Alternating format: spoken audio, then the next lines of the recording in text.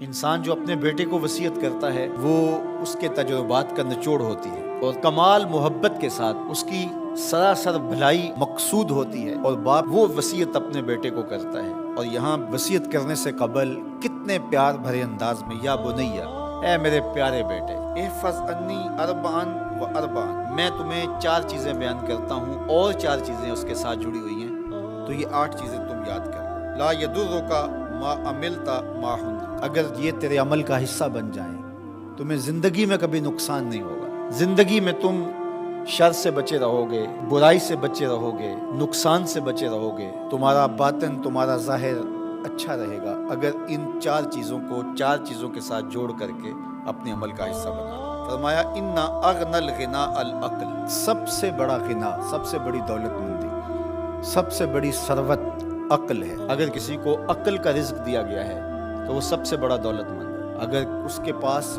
مال و متاع بہت سارے ہیں لیکن بے وقوف ہے تو وہ دولت مندی نہیں ہے۔ وَأَكْبَرُ الْفَقْرِ الْغُمْقُ، اور سب سے بڑا فقر اور سب سے بڑی محتاجی جہالت ہے۔ سب سے بڑی دولت مندی عقل ہے، اور سب سے بڑی غربت، سب سے بڑی غریبی اور سب سے بڑا فقر اور محتاجی بے وقوفی ہے۔ وَأَوْحَشَ الْوَحْشَةُ الْعُجْبُ، اور سب سے بڑی وحشت تنہائی عجب ہے، خود پسندی ہے، اپنے آپ کو دیکھنا کہ میں بہت کچھ ہوں۔ جو شخص اپنے آپ کو دیکھتا رہتا ہے اور وقت اپنے آپ کو ہی لوگوں کے سامنے پیش کرتا رہتا ہے بنا سوار کے، وہ تنہا ہو جاتا ہے۔ لوگ اس کی ان خوبیوں کا بھی انکار کر دیتے ہیں جو خوبیاں واقعتاً اس کے اندر موجود ہوتی ہیں۔ اگر پاؤ ہے تو اپنے آپ کو سیر نہ بتاؤ، لوگ پاؤ کا بھی انکار کر دیں گے۔ تو جو جس حالت میں ہو وہی حالت لوگوں کے سامنے ہونی چاہیے، بلکہ اس سے اگر کم ہو۔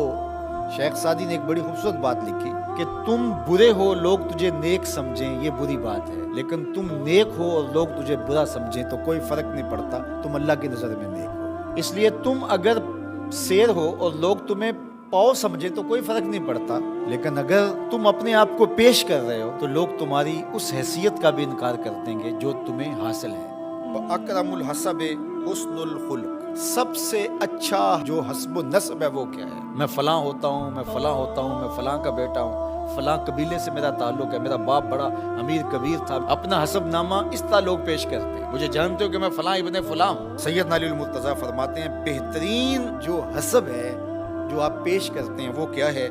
حسن الخلق، تمہارے اخلاق کیسے ہیں، تمہارا خلق گواہی دے گا کہ تم اچھے خاندان کے چشم و چراغ۔ مشکانست کے خود ببوئے نہ کہ عطار بگوئے۔ فارسی کا ایک مقولہ ہے کہ خوشبو وہ ہوتی ہے جو خود بتائے کہ میں خوشبو ہوں۔ خوشبو بیچنے والا بتاتا پھر ذرا سونگھ کے دیکھیے یہ بڑی اچھی خوشبو ہے، ذرا سونگھیے، کہا یہ بتانے کی ضرورت نہیں۔ حضرت علی المرتضیٰ فرماتے ہیں تمہارے خلق کی خوشبو سے لوگ سمجھ جائیں گے یہ کون ہے، تمہارے اخلاق اتنے اچھے ہوں کہ لوگ پہچان جائیں تم کون ہے۔ تو بہترین حسب و نسب کیا ہے؟ اپنے بیٹے حضرت امام حسن رضی اللہ تعالیٰ عنہ کو بتا دیں، مجھے بتائیے امام حسن سے بہتر نسب اور حسب کس کا ہو سکتا ہے؟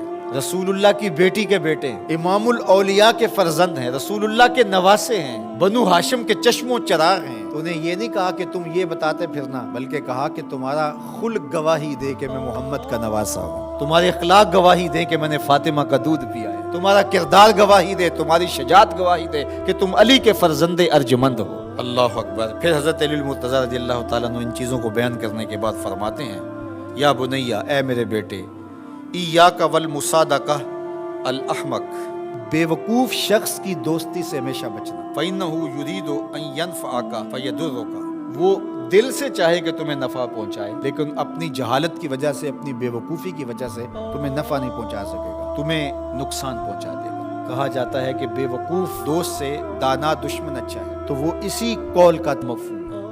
آپ نے اپنے بیٹے حسن کو یہ نصیحت کی، یہ نصیحت پلے باندھ دیں، اور کبھی بھی جاہل اور بے وقوف سے دوستی رکھیں، اسے رویہ اچھا رکھیں، سلوک اچھا کریں، اس کے لیے خیر کا ذریعہ بنیں آپ۔ یہ مطلب نہیں کہ بے وقوف کو آپ سلام بھی نہ کریں، لیکن دوستی اعتماد آپ اس پہ نہیں کر سکتے۔